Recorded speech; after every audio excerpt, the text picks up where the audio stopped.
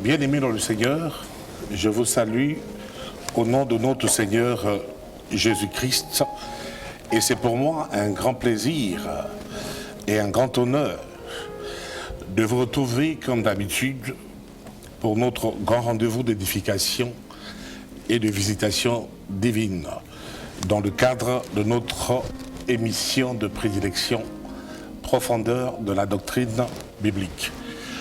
Aujourd'hui, nous sommes très ravis parce que nous sommes bien conscients que vous nous attendiez déjà avec votre calepin, avec votre Bible et votre écritoire en main. Je crois bien que c'est dans ce sens que nous allons démarrer notre émission. Aujourd'hui, nous allons peser de plus en plus sur notre thème épinglé derrière moi, à savoir l'efficacité de la prière du juste. L'efficacité de la prière du juste, parce qu'en ce temps que nous sommes, mes chers bien-aimés, vous savez que la prière est très importante. La prière est très nécessaire. Pourquoi nécessaire? Parce que vous devez savoir que le chrétien a ce qu'on appelle les certitudes. Les certitudes. Un chrétien doit savoir qu'il est sauvé, qu'il a la vie éternelle. Un chrétien doit savoir que Jésus revient bientôt et que bientôt il va monter dans la gloire. Un chrétien doit aussi savoir que ses prières sont exaucées. Et ces prières doivent être exaucées. Voilà pourquoi nous parlons de l'efficacité de la prière du juste. Sans tarder, nous vous invitons à lire notre premier passage de ce grand voyage qui n'est autre que 1 Timothée chapitre 2 verset 5 que je vais lire avec vous, chers enfants de Dieu, chers bénis de Dieu. Il est écrit: en effet, il y a un seul Dieu et de même aussi un seul médiateur entre Dieu et les hommes, un homme, Jésus-Christ. J'aimais bien parler de cet homme Jésus. Cet homme Jésus qui est Dieu incarné et qui s'est fait homme. Voilà pourquoi il est dit ici que c'est lui notre médiateur et le seul entre Dieu et les hommes. Chers bien-aimés, Jésus est le seul.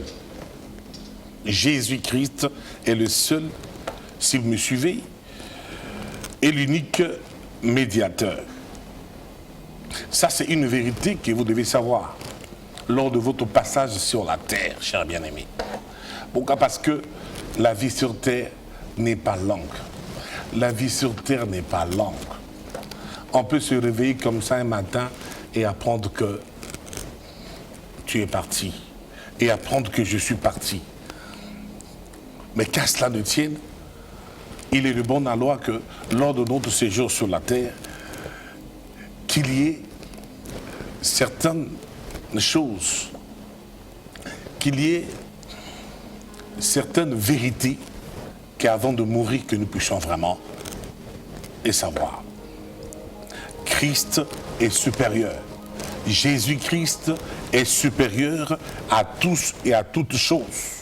Je m'en vais comme ça encore lire, et je t'invite d'écrire et de lire avec moi dans les livres d'Hébreux chapitre 1, et nous sommes comme ça versets 1 à 2. Il est dit que à bien des reprises et de bien des manières, Dieu a parlé autrefois à nos ancêtres par les prophètes. Et maintenant, dans ces jours qui sont les derniers, c'est par son Fils qui nous a parlé et il a fait de lui l'héritier de toutes choses. Et c'est aussi par lui qu'il a créé l'univers. Toujours Jésus-Christ. Voilà comment la Bible nous présente sa supériorité. Jésus-Christ est supérieur à tous et à toutes choses. Une supériorité chers bien-aimés, absolue sur tout ce que l'Ancien Testament et l'Ancienne Alliance avaient à offrir. Jésus-Christ est plus grand que les prophètes. Nous voulons le dire pourquoi. Nous voulons marteler pourquoi. Parce qu'aujourd'hui, nous sommes en train de remarquer qu'il y a un scandale. Aujourd'hui, au sein de l'opinion, il y a un scandale aujourd'hui. Dans certaines croyances, dans certaines obédiences, où certains hommes de Dieu aujourd'hui, certaines personnes, certains chrétiens aujourd'hui, commencent à penser qu'il peut y avoir un prophète. Il y a des pseudos, il y a certains prophètes qui l'on présente aujourd'hui, qui sont plus grands que Jésus pour certains. Ne croyez pas à ces genres de personnes. C'est des faussetés. Ce sont des usurpateurs. Personne n'est plus grand que Jésus. Aucun prophète n'est plus grand que Jésus. Parce que Jésus-Christ est supérieur à toute révélation de l'Ancien Testament. J'ai lu l'Ancien Testament. Je vous dis, chers bien-aimés, je n'ai jamais quitté l'Ancien Testament des yeux ou de mes yeux. Mais ce qui est réel, ce qui est vrai, ce qui est de mon devoir, de ma mission sur la terre, de vous apporter et de vous annoncer et de vous dire que n'oubliez pas cela. Jésus est supérieur, car il est lui-même l'incarnation de toute la vérité de l'Ancien Testament. Et plus encore, Dieu s'est entièrement manifesté en Christ. Je vous disais dernièrement que Jésus-Christ que vous voyez là, c'est lui le Dieu créateur. Qu'on ne vous apporte pas un autre nom, car il n'y a de salut en aucun autre nom sur cette terre qu'au nom de Jésus-Christ. C'est Jésus-Christ qui a la prééminence. La parole de Dieu nous dit de lui clairement, Jésus, qu'il est passé du sein du Père au sein d'une femme. Il n'y a pas eu deux personnes comme ça. Toi et moi, ton prophète que l'on est en train de lever ces derniers temps, que tu connais, n'est pas passé tel que Jésus est passé du sein du Père au sein d'une femme. Nous sommes le résultat de l'union de deux personnes, de deux sexes opposés. Nous sommes les résultats d'une fécondation. Oui, il y a eu fécondation pour que toi et moi nous sortions. Et si nous remontons, nous allons nous arrêter à Adam et Ève. Ce sont eux les premiers hommes ayant été créés sur la terre. C'est Adam et Ève qui ont péché. Et la Bible dit, puisqu'ils avaient péché, ils étaient la source. Et par eux, nous aussi, nous avions péché. Et tous ont péché, privés de la gloire de Dieu. Nous insistons qu'on ne t'apporte pas un homme. Parce que tout ce qu'on peut t'apporter aujourd'hui, j'insiste, sont issus d'Adam et Ève. Voilà pourquoi il avait fallu que Jésus-Christ vienne. Si Jésus est venu, et s'il n'a pas respecté un peu la providence de Dieu qui consiste à faire en sorte que tous les hommes puissent venir par la fécondation, c'est tout simplement pour éviter cet héritage-là de péché qui devait essayer comme ça de compromettre sa mission. Ça y est. Et cet argument, c'est ça qui fait que tu ne puisses plus croire à un pseudo-sauveur qui viendrait comme ça, humainement. Voilà pourquoi en parlant de l'effectuation de la prière, nous étions en train d'insister, en train de dire que ne croyez plus à personne qu'à Jésus. Ne croyez plus aux divinités étrangères. Ne croyez pas aux créatures. Nous insistons et ne vous adressez pas dans vos prières aux créatures. Ne passez pas votre temps là-dessus. Pourquoi? Parce que le temps sur la terre est très court. Si vous passez le temps à prier des créatures, à prier des divinités étrangères, vous passez à côté. Et cela vous conduirait droit en enfer. Chers enfants de Dieu, chers enfants de Dieu, ne priez personne, n'invoquez personne. Invoquez Jésus-Christ. Invoquez Jésus-Christ. C'est lui qui, en allant à la croix, a fait des échanges, je vous dis. Jésus-Christ est mystérieux. Jésus-Christ n'est pas un homme. Il est devenu fils de l'homme afin que nous puissions devenir fils de Dieu. Voilà ce qui s'est passé à la croix. Il est né à l'encontre des lois de la nature. Il a vécu dans la pauvreté afin que tu sois riche. Il a été élevé dans l'ombre et n'a franchi qu'une fois la frontière de son pays pour que toi tu arrives à aller partout, à voyager, à traverser plusieurs frontières. Et lui, il l'a fait qu'une seule fois, durant l'enfance. Il n'a eu ni d'influence, ni de richesse. Il n'a reçu ni formation, ni éducation dans les écoles de ce monde. Permettez-moi, c'est tellement extraordinaire. Sa famille passait inaperçue et était sans influence. Je veux parler dans ces termes pour une personne qui n'a pas d'influence. Une personne qui est jusque-là inaperçue. Pour vous dire qu'il avait fallu à cet homme de Jésus, cet homme mystérieux, vivre tout cela. Pour que toi, en croyant en lui, que tu vives le contraire de ce qu'il a vécu. Ne prenez pas Jésus-Christ à la légère. Ne le comparez à personne. Dans sa petite enfance, il a déconcerté un roi. Il était encore dans le berceau. Mais il a déconcerté un roi. Vous le connaissez. Ce roi s'appelait Hérode, qui n'était pas tranquille. Pourquoi? Parce que un bébé était né.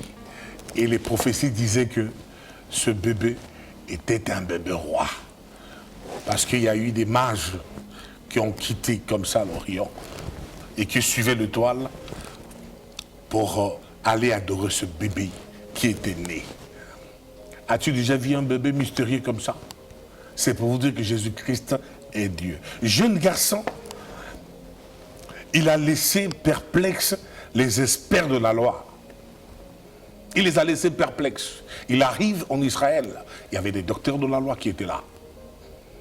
Mais sa façon de manipuler les Écritures les a laissés perplexes. Devenu homme, il a dominé les éléments de la nature. Alléluia. Laissez-moi parler de mon Jésus. Il a marché sur le flot et calmé la mer. Mon Jésus. Sans médicaments et gratuitement, il a guéri des multitudes sans médicaments. C'est là où je dis, si tu me suis bien-aimé et que tu es d'accord avec ce Jésus que je t'apporte, tu es guéri. Je ne balbutie pas. Pourquoi? Parce que il est le médecin des médecins. Donc je répète très bien, écoute très bien ces paroles. Même si les médecins t'ont dit que cette maladie, d'après la science et les études que ces derniers ont fait, est déclarée incurable. Mais sache que sans médicaments et gratuitement, Jésus a guéri des multitudes comme il est le même hier, aujourd'hui, éternellement. C'est ce qu'il continue à faire. Dis Amen, et je crois bien que si tu crois, tu verras la gloire de Dieu se manifester là où tu es. Je ne sais pas là où tu me suis. Tu peux être à l'hôpital, tu peux être déjà à la maison en train d'attendre la mort. Mais laisse-moi te dire que cet homme, Jésus, l'homme de Galilée, qui est allé à Golgotha, est allé pour toi. Et ce que j'apporte là, c'est la bonne nouvelle. Jésus, tu vois comme il est mystérieux, tu vois comment il est à comparer à personne. Il n'a écrit aucun livre, mais toutes les bibliothèques du monde ne pourraient pas contenir tous les livres écrits à son sujet. Alléluia. Je dis bien, toutes les bibliothèques du monde ne pourraient pas contenir tous les livres écrits à son sujet. Il n'a jamais composé de chants. Il a inspiré plus de chants que tous les auteurs-compositeurs réunis. Ça, c'est mon Jésus. Il n'a jamais fondé de collège. Mais toutes les écoles réunies ne pourraient se vanter d'avoir autant d'élèves que lui. J'entends quelqu'un dire Alléluia. Sans avoir pratiqué la médecine, il a guéri plus de cœurs brisés que les médecins n'ont jamais guéri de corps malades. Ça, c'est pour ceux qui ont des cœurs brisés. Avez-vous un cœur brisé? Écoutez ce que je vous apporte. Écoutez ce discours. Écoutez cet homme que je viens pour vous le révéler ce soir. Jésus-Christ. Il n'a pas changé. C'est Jésus et l'étoile de l'astronomie. La Bible l'appelle l'étoile brillante du matin. Il est le rocher de la zoologie. Jésus-Christ. Celui qui a apaisé toutes les discordes, celui qui guérit toutes les maladies. Tout au long de l'histoire, des hommes célèbres se sont succédés. Mais lui, il vit à jamais. Tous les hommes que vous connaissez dans l'histoire, qui se sont succédés, sont morts. Même ceux que nous avons aujourd'hui, même nous allons mourir. Mais lui, on l'appelle le vivant. Parce qu'il vit à jamais, il est mort et ressuscité. Hérode n'a pas pu le tuer. Alléluia. Satan n'a pas pu le séduire. Voilà Jésus. La mort n'a pas pu le détruire. Parce que Jésus-Christ a remis son âme. Il dit, Père, je remets mon esprit. Pourquoi? Parce que la mort n'a pas pu le détruire. Et le tombeau n'a pas pu le retenir. Le tombeau n'a pas pu le retenir. Voilà pourquoi, cher bien-aimé, ce soir, je viens pour te dire que Jésus-Christ est Seigneur. Jésus-Christ est l'incomparable.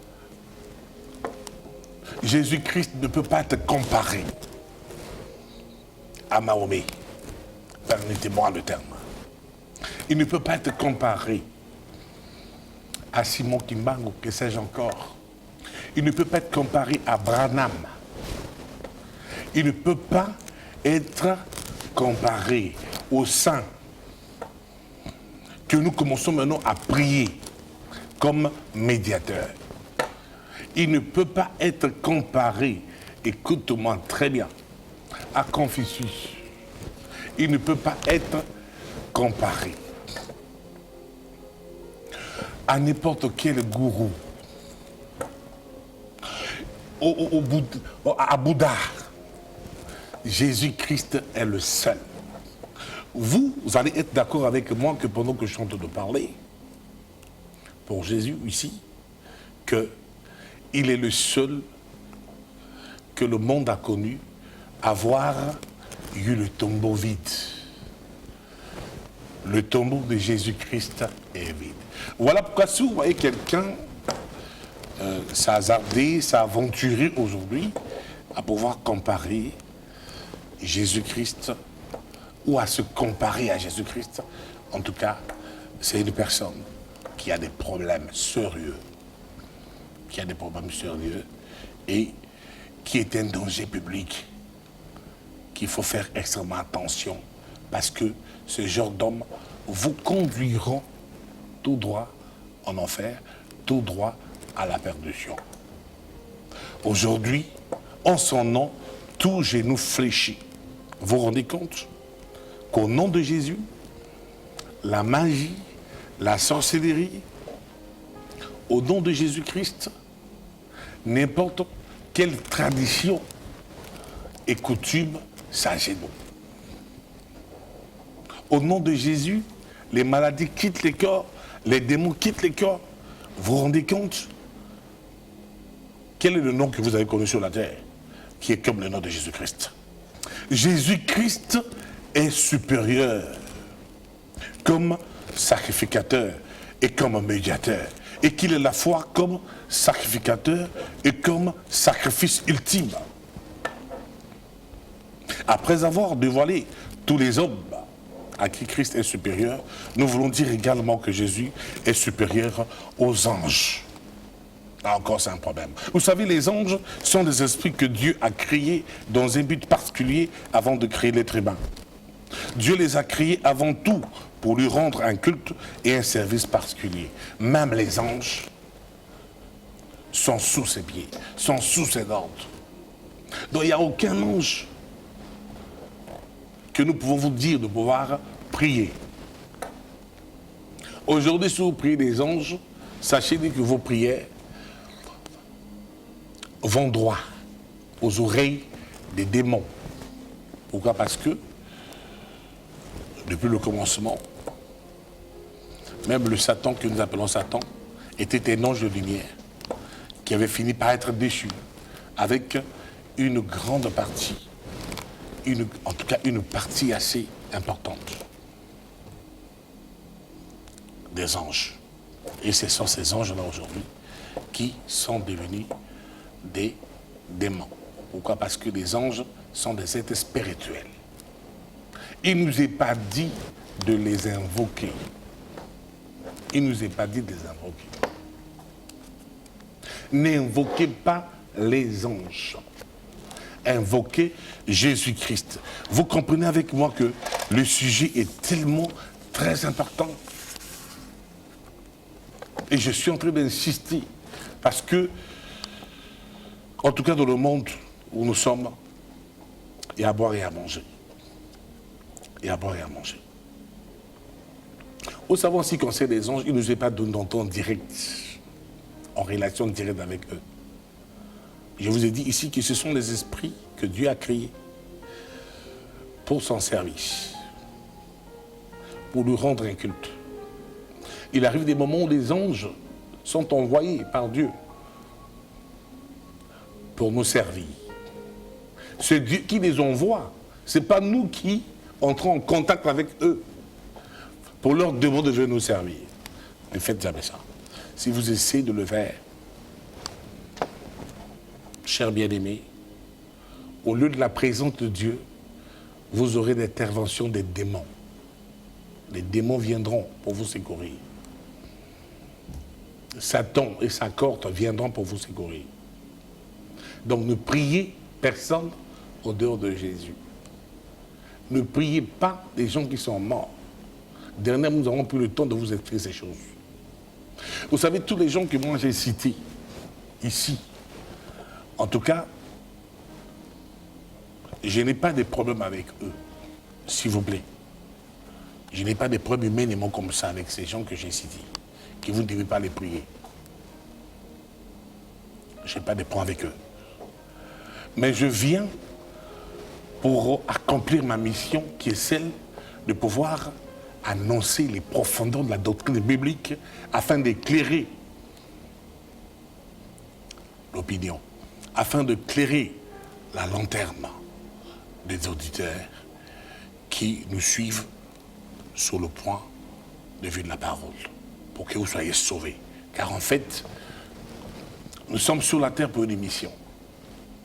La mission, ce n'est pas celle que tu es en train d'accomplir.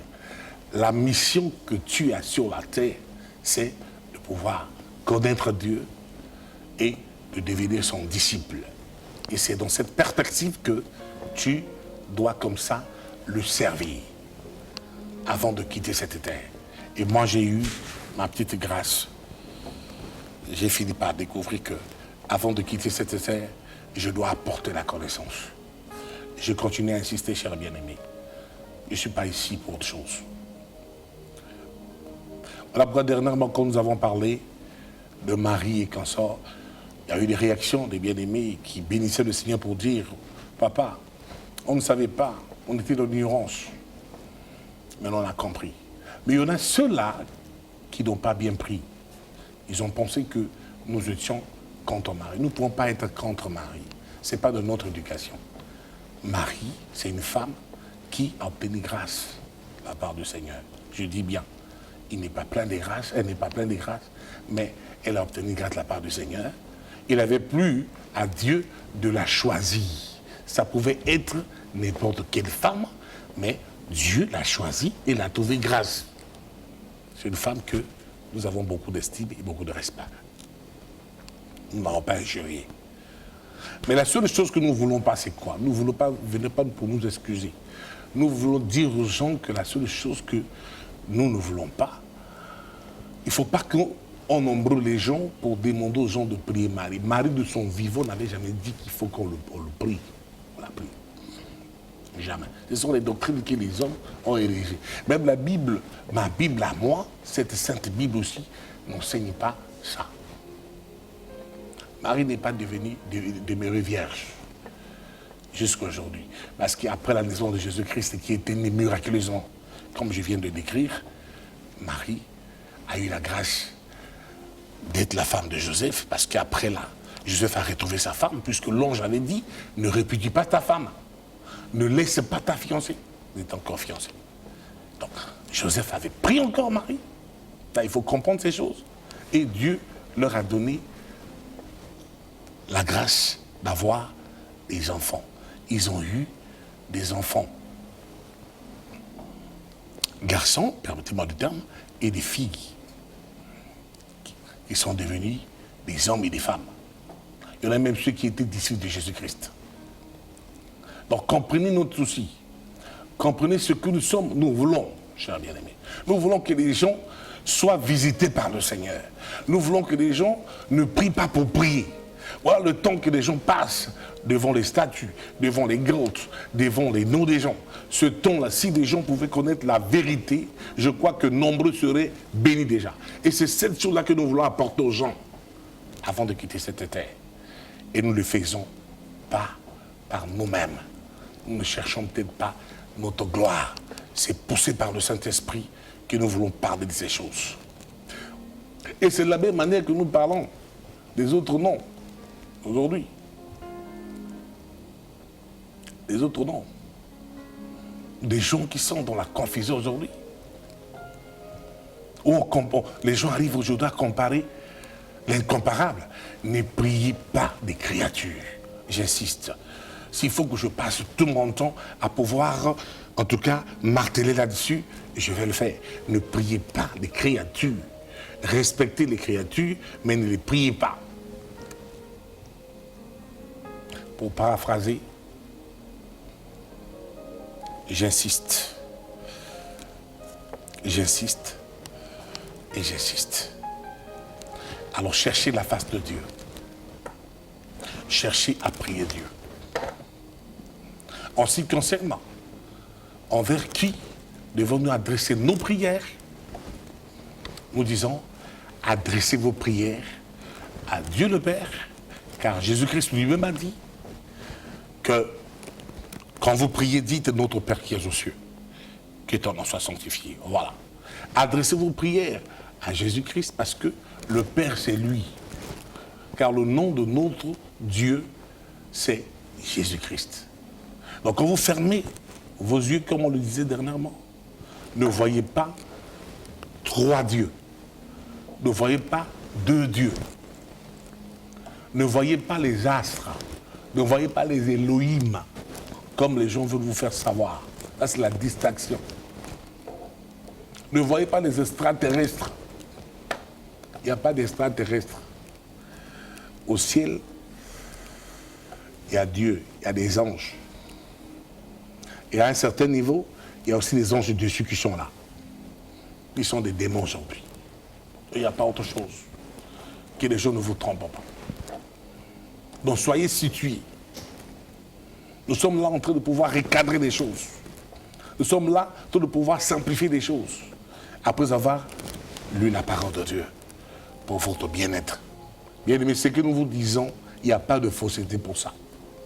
Tout ce que nous vous disons est écrit noir sur blanc dans la Sainte Bible que vous voyez. Alléluia. Je crois qu'en ce qui concerne celui en qui allons-nous dresser des prières, nous pouvons tourner la page. Maintenant, prenons le troisième point. Aspects divers de la prière. Ça aussi, c'est nécessaire. Vous savez, aujourd'hui, il y a trop de confusion là-dessus en ce qui concerne la prière. Bien aimé, la prière a des aspects, a plusieurs aspects, la prière. Aujourd'hui, les gens prient n'importe comment. Les gens qui prient aujourd'hui ne connaissent pas d'abord ce que c'est la prière. Et ignorent que Dieu est un Dieu d'ordre. Dieu aime l'ordre. Et lorsque vous allez vous approcher à lui, ou lorsque vous approchez à lui, vous devez être ordonné. Je dis bien, vous devez être ordonné. Vous devez être ordonné. Vous devez être ordonné. Dieu ne veut pas que vous puissiez prier en désordre. Parce qu'il y a des gens, lorsqu'ils commencent la prière, en tout cas, c'est un désordre bien organisé. Permettez-moi le terme. Pourquoi désordre organisé? Parce qu'ils ne savent pas qu'ils s'adressent au Créateur. Ils s'adressent au Seigneur. Oui, dans la prière, vous vous adressez envers celui qui vous a créé. Et dans le mot prière, a pour sens premier, celui d'une requête. Et même pas toujours adressé à Dieu. Mais a pour sens la requête.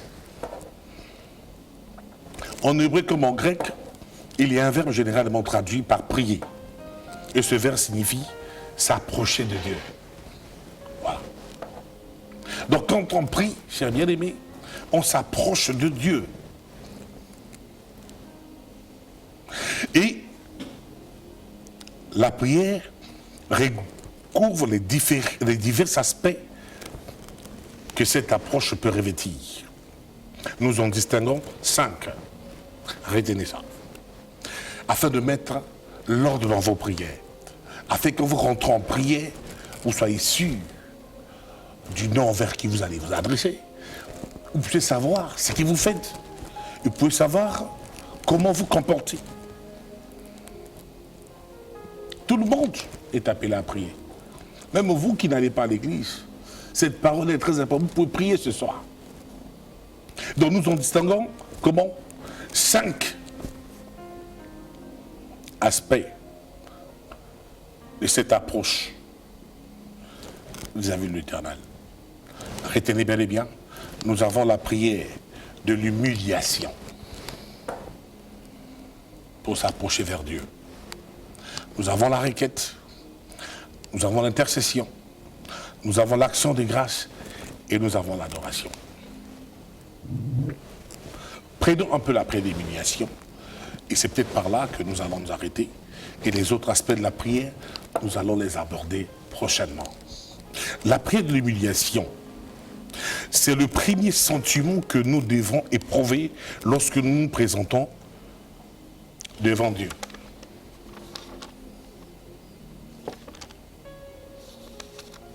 Prenez Proverbe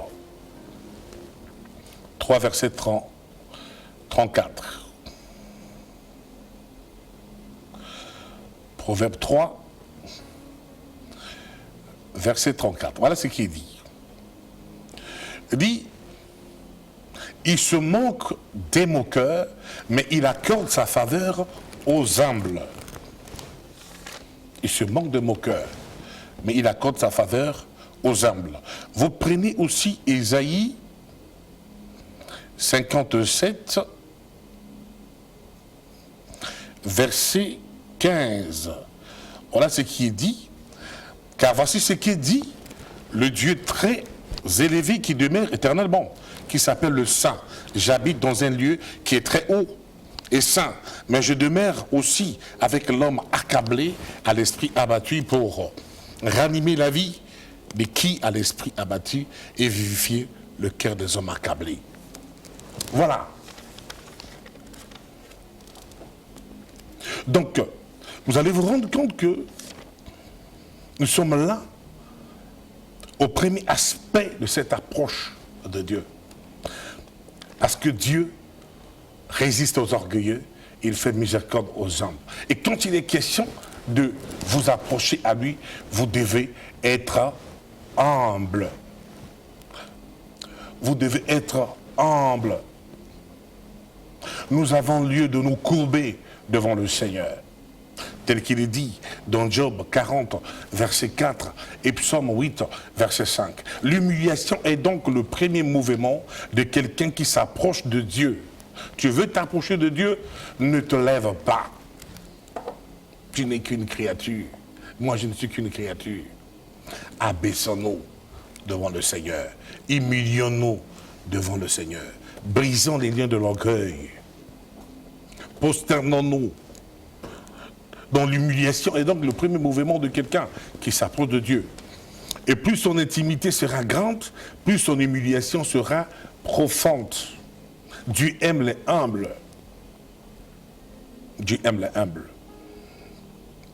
Mais surtout, nous devons être saisis par le sentiment de notre péché en face de Dieu de salut.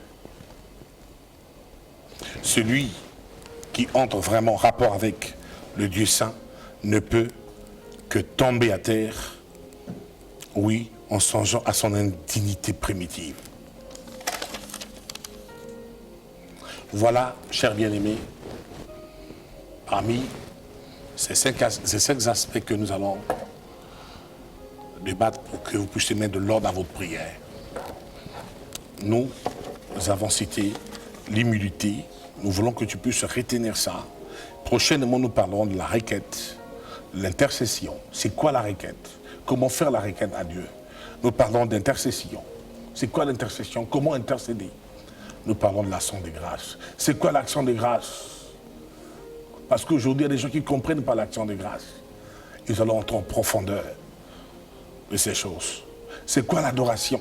Et tu vas comprendre que notre but ici, c'est de pouvoir apporter notre petite connaissance, notre grâce à cette église que tu es, qui se construit, qui se bâtit, pour que l'intervention de Dieu, pour que la visitation de Dieu puisse intervenir dans votre vie et puisse vous impacter.